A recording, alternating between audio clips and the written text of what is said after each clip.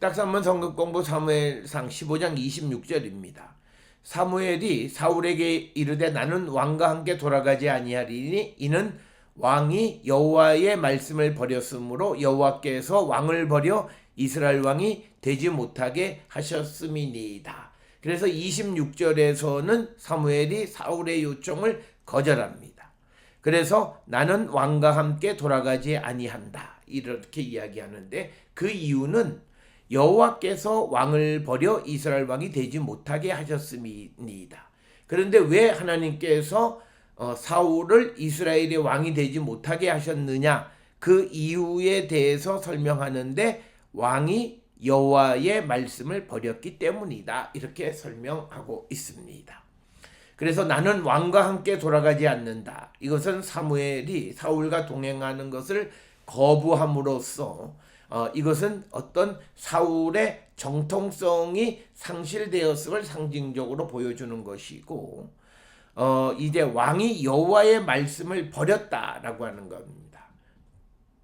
마스타라고 하는, 버리다라고 하는, 멸시하다, 거부하다라는 뜻으로 단순한 불순종이 아닌 하나님의 권위를 경멸한 그런 행위를 말하는 겁니다. 그래서 사울이 하나님의 말씀을 경멸했다, 거부했다, 즉 하나님의 권위를 경멸한 행위를 했다라고 하는 거죠.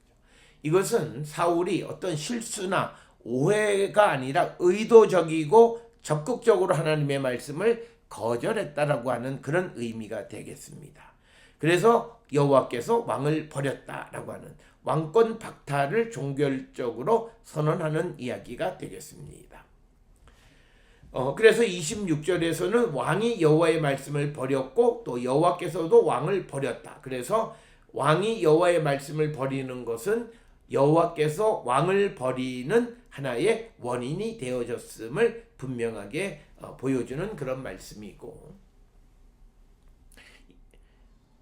26절에서 하나님의 말씀을 버리는 자는 하나님께 버림받는다 라고 하는 사실을 우리에게 보여줍니다. 이것은 성경 전체에서 강조되는데 거룩의 상호성의 원리를 보여줍니다.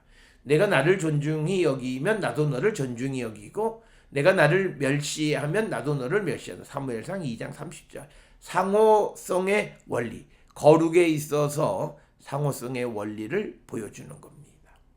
그래서 사울은 여호와의 명령을 부분적으로 순종하면서 전체를 버린 것과 같은 효과를 낳고, 따라서 하나님도 그의 왕권을 철회하셨다는 거죠.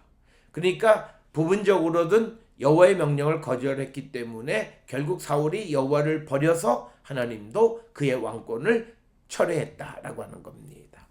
그 다음에 이제 두 번째는 선지자의 독립성과 권위를 보여주는데, 사무엘은 사울의 감정적 호소나 정치적 명분에 흔들리지 않습니다. 그는 하나님의 대변자로서 선포된 말씀을 유지하면서 자기 권한 이상의 동정을 허용하지 않습니다. 이것은 오늘날 영적 지도자들이 말씀의 종이 가져야 될 어떤 원칙적 자세를 우리에게 보여주는 그런 말씀과도 같은 겁니다. 그래서 선지자 사무엘의 동행 거절은 단순한 개인 간의 불화가 아니라 왕과 선지자의 공식 단절을 뜻하고, 이는 왕정 시대의 하나님의 뜻이 더 이상 그 왕과 함께하지 않음을 온 백성에게 드러내는 공식적인 선언과도 같다라고 하는 것입니다.